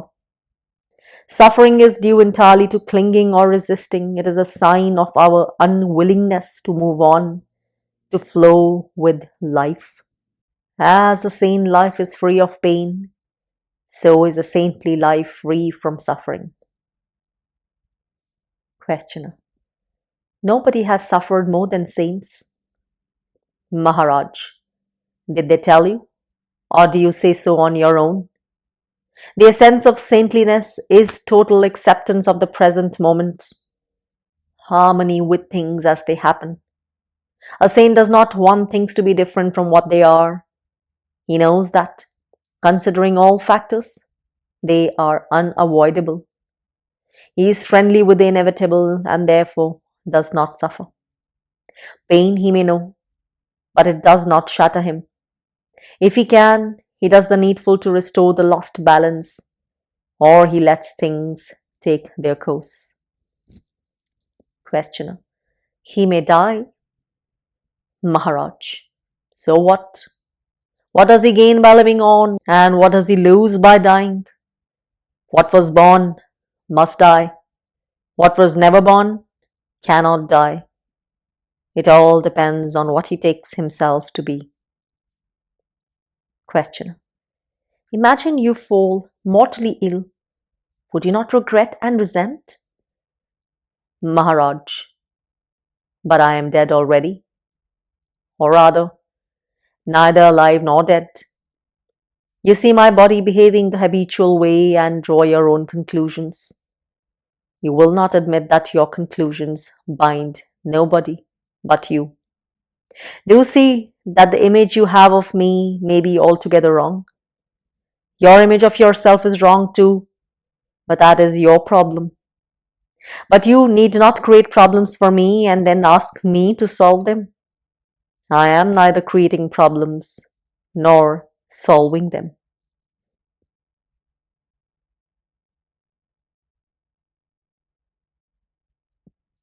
Chapter 58. Perfection, Destiny of All. Questioner. When asked about the means for self-realization, you invariably stress the importance of the mind dwelling on the sense, I am. Where is the causal factor? Why should this particular thought result in self-realization? How does the contemplation of I am affect me? Maharaj.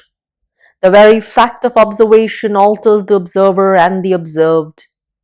After all, what prevents the insight into one's true nature is the weakness and obtuseness of the mind, and its tendency to skip the subtle and focus on the gross only. When you follow my advice and try to keep your mind on the notion of I am only, you become fully aware of your mind and its vagaries. Awareness, being lucid harmony, sattva in action, dissolves dullness and quietens the restlessness of the mind, and gently but steadily changes its very substance. This change need not be spectacular. It may be hardly noticeable, yet it is a deep and fundamental shift from darkness to light, from inadvertence to awareness. Questioner. Must it be the I am formula? Will not any other sentence do? If I concentrate on there is a table, will it not serve the same purpose? Maharaj. As an exercise in concentration, yes, but it will not take you beyond the idea of a table. You are not interested in tables. You want to know yourself. For this, keep steadily in the focus of consciousness, the only clue you have, your certainty of being. Be with it, play with it, ponder over it, delve deeply into it, till the shell of ignorance breaks open and you emerge into the realm of reality. Questioner. Is there any causal link between my focusing the I am and the breaking of the shell? Maharaj. The urge to find oneself is a sign that you are getting ready. The impulse always comes from within. Unless your time has come, you will have neither the desire nor the strength to go for self-inquiry wholeheartedly. Questioner. Is not the grace of the Guru responsible for the desire and its fulfillment? Is not the Guru's radiant face the bait on which we are caught and pulled out of this mire of sorrow? Maharaj. It is the inner Guru, Sadguru, who takes you to the outer Guru, as a mother takes her child to a teacher. Trust and obey your Guru, for he is the messenger of your real self. Questioner. How do I find a Guru whom I can trust? Maharaj. Your own heart will tell you. There is no difficulty in finding a Guru because the Guru is in search of you. The Guru is always ready. You are not ready. You have to be ready to learn, or you may meet your Guru and waste your chance by sheer inattentiveness and obstinacy. Take my example. There was nothing in me of much promise, but when I met my Guru, I listened, trusted, and obeyed. Questioner. Must I not examine the teacher before I put myself entirely into his hands? Maharaj. By all means examine. But what can you find out? Only as he appears to you on your own level. Questioner. I shall watch whether he is consistent, whether there is harmony between his life and his teaching. Maharaj. You may find plenty of disharmony. So what? It proves nothing. Only motives matter. How will you know his motives? Questioner. I should at least expect him to be a man of self-control who lives a righteous life. Maharaj, you will find many such, and of no use to you. A guru can show the way back home to your real self. What has this to do with the character or temperament of the person he appears to be? Does he not clearly tell you that he is not the person? The only way you can judge is by the change in yourself when you are in his company. If you feel more at peace and happy, if you understand yourself with more than usual clarity and depth, it means you have met the right person. Take your time, but once you have made up your mind to trust him absolutely and follow every instruction fully and faithfully. It does not matter much if you do not accept him as your guru and are satisfied with his company only. Satsang alone can also take you to your goal, provided it is unmixed and undisturbed. But once you accept somebody as your guru, listen, remember, and obey. Half-heartedness is a serious drawback and the cause of much self-created sorrow. The mistake is never the guru's. It is always the obtuseness and cussedness of the disciple that is at fault. Questioner. Does the guru then dismiss or disqualify a disciple? Maharaj. He would not be a guru if he did. He bides his time and waits till the disciple, chastened and sobered, comes back to him in a more receptive mood. Questioner. What is the motive? Why does the guru take so much trouble? Maharaj. Sorrow and the ending of sorrow. He sees people suffering in their dreams and he wants them to wake up. Love is intolerant of pain and suffering. The patience of a guru has no limits, and therefore it cannot be defeated. The guru never fails. Questioner. Is my first guru also my last? Or do I have to pass from guru to guru? Maharaj. The entire universe is your guru. You learn from everything if you're alert and intelligent. Were your mind clear and your heart clean, you would learn from every passerby. It is because you are indolent or restless that your inner self manifests as the outer guru and makes you trust him and obey. Questioner. Is a guru inevitable? Maharaj. It is like asking, is a mother inevitable?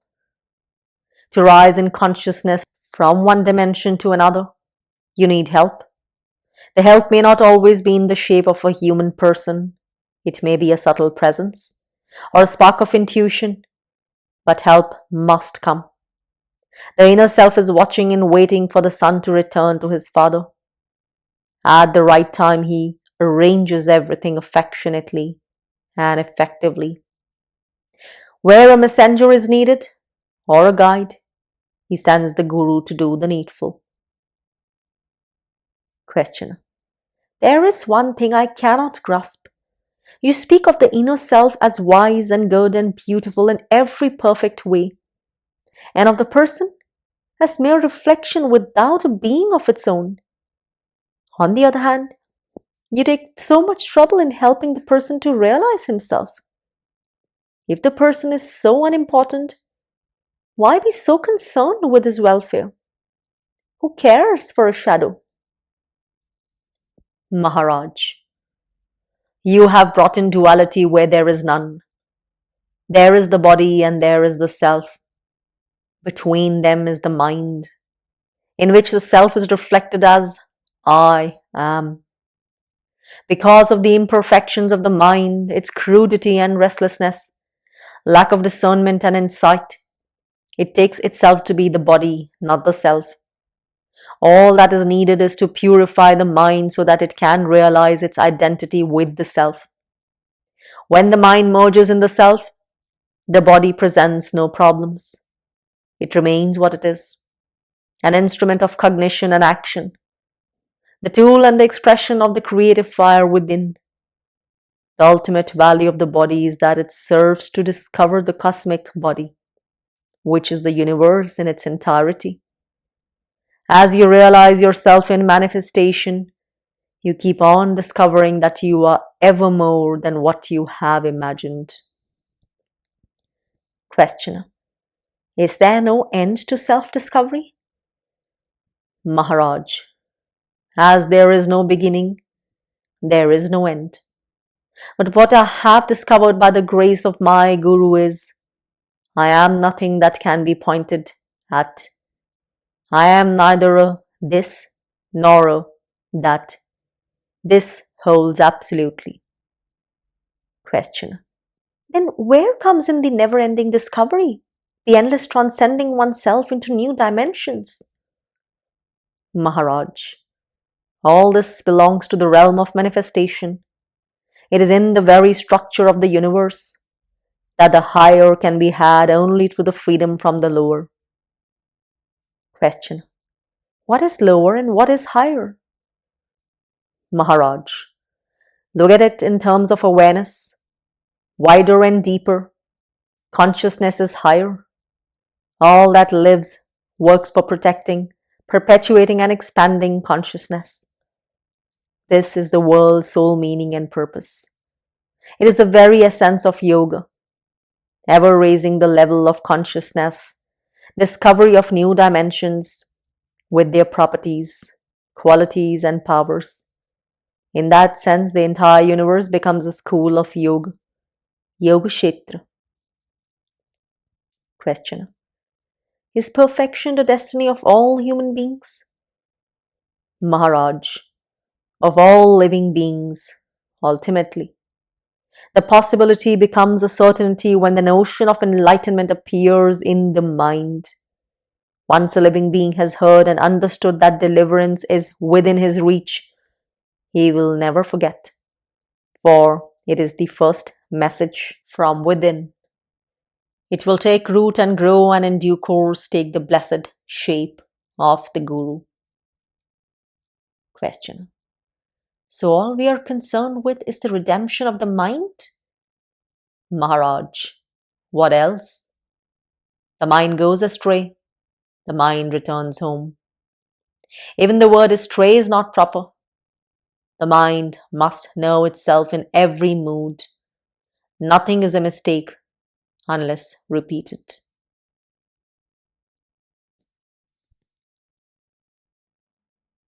Chapter 59: Desire and Fear, Self-Centered States. Questioner: I would like to go again into the question of pleasure and pain, desire and fear. I understand fear, which is memory and anticipation of pain. It is essential for the preservation of the organism and its living pattern. Needs, when felt, are painful, and the anticipation is full of fear. We are rightly afraid of not being able to meet our basic needs.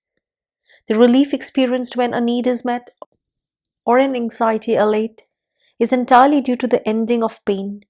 We may give it positive names like pleasure or joy or happiness, but essentially it is relief from pain. It is this fear of pain that holds together our social, economic and political institutions. What puzzles me is that we derive pleasure from things and states of mind which have nothing to do with survival.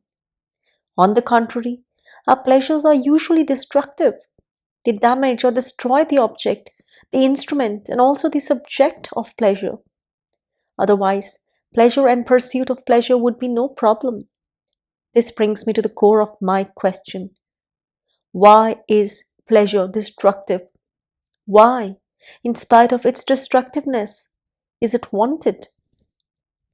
I may add, I do not have in mind the pleasure-pain pattern by which nature compels us to go her way. I think of the man-made pleasures, both sensory and subtle, ranging from the grossest, like overeating, to the most refined. Addiction to pleasure, at whatever cost, is so universal that there must be something significant at the root of it. Of course, not every activity of man must be utilitarian, designed to meet a need. Play, for example, is natural and man is the most playful animal in existence. Play fulfills the need for self-discovery and self-development. But even in his play, man becomes destructive of nature, others, and himself. Maharaj, in short, you do not object to pleasure, but only to its price in pain and sorrow. Questioner. If reality itself is bliss, then pleasure in some way must be related to it. Maharaj, let us not proceed by verbal logic. The bliss of reality does not exclude suffering. Besides, only pleasure, not the bliss of pure being. So let us examine pleasure at its own level. If you look at yourself in your moments of pleasure or pain, you will invariably find that it is not the thing in itself that is pleasant or painful, but the situation of which it is a part. Pleasure lies in the relationship between the enjoyer and the enjoyed, and the essence of it is acceptance. Whatever may be the situation, if it is acceptable, it is pleasant. If it is not acceptable, it is painful. What makes it acceptable is not important. The cause may be physical or psychological or untraceable. Acceptance is the decisive factor. Obversely, suffering is due to non-acceptance. Questioner. Pain is not acceptable. Maharaj. Why not? Did you ever try? Do try and you will find in pain a joy which pleasure cannot yield. For the simple reason that acceptance of pain takes you much deeper than pleasure does. The personal self by its very nature is constantly pursuing pleasure and avoiding pain. The ending of this pattern is the ending of the self. The ending of the self with its desires and fears enables you to return to your real nature, the source of all happiness and peace. The perennial desire for pleasure is the reflection of the timeless harmony within. It is an observable fact that one becomes self-conscious only when caught in the conflict between pleasure and pain, which demands choice and decision. It is this clash between desire and fear that causes anger, which is the great destroyer of sanity in life. When pain is accepted for what it is, a lesson and a warning, and deeply looked into and heeded, the separation between pain and pleasure breaks down. Both become experience, painful when resisted, joyful when accepted. Questioner. Do you advise shunning pleasure and pursuing pain? Maharaj. No, nor pursuing pleasure and shunning pain. Accept both as they come. Enjoy both while they last. Let them go as they must. Questioner. How can I possibly enjoy pain? Physical pain calls for action. Maharaj. Of course, and so does mental. The bliss is in the awareness of it, in not shrinking, or in any way turning away from it. All happiness comes from awareness. The more we are conscious, the deeper the joy. Acceptance of pain, non-resistance, courage, and endurance. These open deep and perennial sources of real happiness, true bliss. Questioner. Why should pain be more effective than pleasure? Maharaj. Pleasure is readily accepted, while all the powers of the self reject pain. As the acceptance of pain is the denial of the self, and the self stands in the way of true happiness, the wholehearted acceptance of pain releases the springs of happiness. Questioner. Does the acceptance of suffering act the same way? Maharaj. The fact of pain is easily brought within the focus of awareness. With suffering, it is not that simple. To focus suffering is not enough, for mental life, as we know it, is one continuous stream of suffering. To reach the deep layers of suffering, you must go to its roots and uncover their vast underground network, where fear and desire are closely interwoven and the currents of life's energy oppose, obstruct, and destroy each other. Questioner: how can I set right a tangle which is entirely below the level of my consciousness? Maharaj: by being with yourself, the I am, by watching yourself in your daily life with alert interest, with the intention to understand rather than to judge, in full acceptance of whatever may emerge because it is there. You encourage the deep to come to the surface and enrich your life and consciousness with its captive energies. This is the great work of awareness. It removes obstacles and releases energies by understanding the nature of life and the mind. Intelligence is the door to freedom, and alert attention is the mother of intelligence. Questioner: one more question. Why does pleasure end in pain? Maharaj: everything has a beginning and an end, and so does pleasure. Don't anticipate and don't regret, and there will be no pain. It is memory and imagination that cause suffering. Of course, pain after pleasure may be due to the misuse of body or the mind. The body knows its measure, but the mind does not. Its appetites are numberless and limitless. Watch your mind with great diligence, for there lies your bondage and also the key to freedom. Question: my question is not yet fully answered. Why are man's pleasures destructive? Why does he find so much pleasure in destruction? Life's concern lies in protection, perpetuation, and expansion of itself. In this, it is guided by pain and pleasure. At what point do they become destructive? Maharaj: when the mind takes over, remembers and anticipates. It exaggerates, it distorts, it overlooks. The past is projected into the future, and the future betrays the expectations. The organs of sensation and action are stimulated beyond capacity, and they inevitably break down. The objects of pleasure cannot yield what is expected of them and get worn out or destroyed by misuse. It results in excess of pain when pleasure was looked for. Questioner: we destroy not only ourselves but others too. Maharaj: naturally. Selfishness is always destructive. Desire and fear both are self-centered states. Between desire and fear, anger arises. With anger, hatred. With hatred, passion for destruction. War is hatred in action, organized and equipped with all the instruments of death. Questioner: is there a way to end these horrors? Maharaj: when more people come to know their real nature, their influence, however subtle, will prevail, and the world's emotional atmosphere will sweeten up. People follow their leaders, and when among the leaders appear some great in heart and mind and absolutely free from self-seeking, their impact will be enough to make the crudities and crimes of the present age impossible.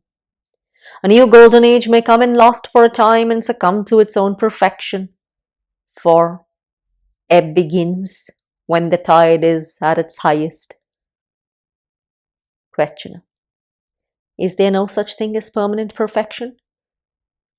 Maharaj: yes, there is, but it includes all imperfections.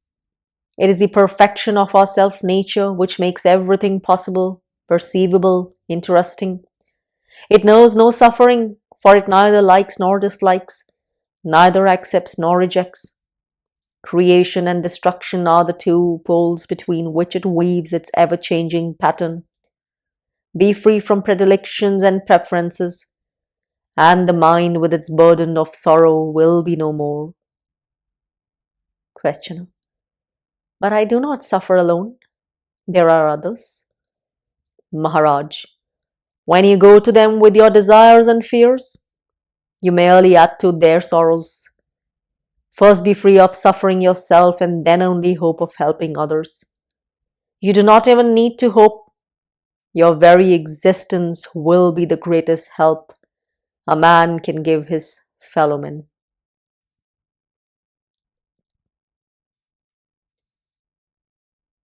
Chapter 60. Live facts, not fancies. Questioner. You say that whatever you see is yourself. You also admit that you see the world as we see it. Here is today's newspaper, with all the horrors going on. Since the world is yourself, how can you explain such misbehavior? Maharaj. Which world do you have in mind? Questioner. Our common world, in which we live. Maharaj. Are you sure we live in the same world?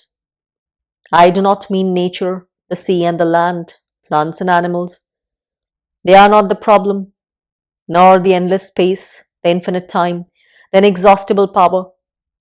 Do not be misled by my eating and smoking, reading and talking. My mind is not here. My life is not here. Your world of desires and their fulfillment, of fears and their escapes is definitely not my world. I do not even perceive it, except through what you tell me about it. It is your private dream world, and my only reaction to it is to ask you to stop dreaming. Questioner. Surely, wars and revolutions are not dreams. Sick mothers and starving children are not dreams. Wealth ill-gotten and misused is not a dream. Maharaj. What else? Questioner. A dream cannot be shared. Maharaj. Nor can the waking state. All the three states, are waking, dreaming and sleeping, are subjective, personal, intimate. They all happen to and are contained within the little bubble in consciousness called I. The real world lies beyond the self. Questioner. Self or no self? Facts are real. Maharaj. Of course facts are real. I live among them. But you live with fancies, not with facts. Facts never clash, while your life and world are full of contradictions. Contradiction is the mark of the false. The real never contradicts itself. For instance, you complain that people are abjectly poor, yet you do not share your riches with them. You mind the war next door, but you hardly give it a thought when it is in some far-off country. The shifting fortunes of your ego determines your values. I think, I want, I must are made into absolutes. Questioner. Nevertheless, the evil is real. Maharaj. Not more real than you are. Evil is in the wrong approach to problems created by misunderstanding and misuse. It is a vicious circle. Questioner. Can the circle be broken? Maharaj. A false circle need not be broken. It is enough to see it as it is, non-existent. Questioner. But real enough to make us submit to and inflict indignities and atrocities? Maharaj. Insanity is universal. Sanity is rare. Yet there is hope, because the moment we perceive our insanity, we are on our way to sanity. This is the function of the Guru, to make us see the madness of our daily living. Life makes you conscious, but the teacher makes you aware. Questioner. Sir, You're neither the first nor the last. Since immemorial times, people were breaking into reality. Yet how little it affected our lives. The Ramas and the Krishnas, the Buddhas and the Christ have come and gone, and we are as we were, wallowing in sweat and tears. What have the great ones done? Whose lives we witnessed? What have you done, sir, to elevate the world's throne? Maharaj, you alone can undo the evil you have created. Your own callous selfishness is at the root of it. Put first your own house in order, and you will see that your work is done. Questioner. The men of wisdom and of love who came before us did set themselves right, often at a tremendous cost. What was the outcome? A shooting star, however bright, does not make the night less dark. Maharaj, to judge them and their work, you must become one of them. A frog in a well knows nothing about the birds in the sky. Questioner. Do you mean to say that between good and evil there is no wall? Maharaj. There is no wall, because there is no good and no evil. In every concrete situation, there is only the necessary and the unnecessary. The needful is right. The needless is wrong. Questioner. Who decides? Maharaj. The situation decides. Every situation is a challenge which demands the right response. When the response is right, the challenge is met and the problem ceases. If the response is wrong, the challenge is not met and the problem remains unsolved. Your unsolved problems, that is what constitutes your karma. Solve them rightly and be free. Questioner. You seem to drive me always back into myself. Is there no objective solution to the world's problems? Maharaj. The world's problems were created by numberless people like you, each full of his own desires and fears. Who can free you of your past, personal and social, except yourself? And how will you do it unless you see the urgent need of your first being free of cravings born of illusion? How can you truly help as long as you need help yourself? Questioner. In what way did the ancient sages help? In what way do you help? A few individuals profit, no doubt. Your guidance and example may mean a lot to them. But in what way do you affect humanity, the totality of life and consciousness? You say that you are the world and the world is you. What impact have you made on it? Maharaj. What kind of impact do you expect? Questioner. Man is stupid, selfish, cruel. Maharaj. Man is also wise, affectionate, and kind. Questioner. Why does not goodness prevail? Maharaj. It does. In my real world, even what you call evil is the servant of the good and therefore necessary. It is like boils and fevers that clear the body of impurities. Disease is painful, even dangerous, but if dealt with rightly, it heals. Questioner. Or kills? Maharaj. In some cases, death is the best cure. A life may be worse than death, which is but rarely an unpleasant experience, whatever the appearances. Therefore, pity the living, never the dead. This problem of things, good and evil in themselves, does not exist in my world. The needful is good and the needless is evil. In your world, the pleasant is good and the painful is evil. Questioner. What is necessary? Maharaj. To grow is necessary. To outgrow is necessary. To leave behind the good for the sake of the better is necessary. Questioner. To what end? Maharaj. The end is in the beginning. You end where you start, in the absolute. Questioner. Why all this trouble then? To come back to where I started? Maharaj. Whose trouble? Which trouble? Do you pity the seed that is to grow and multiply till it becomes a mighty forest? Do you kill an infant to save him from the bother of living? What is wrong with life? Ever more life. Remove the obstacles to growing and all your personal, social, economic and political problems will just dissolve. The universe is perfect as a whole, and the parts striving for perfection is a way of joy. Willingly sacrifice the imperfect to the perfect, and there will be no more talk about good and evil. Questioner. Yet we are afraid of the better and cling to the worse. Maharaj.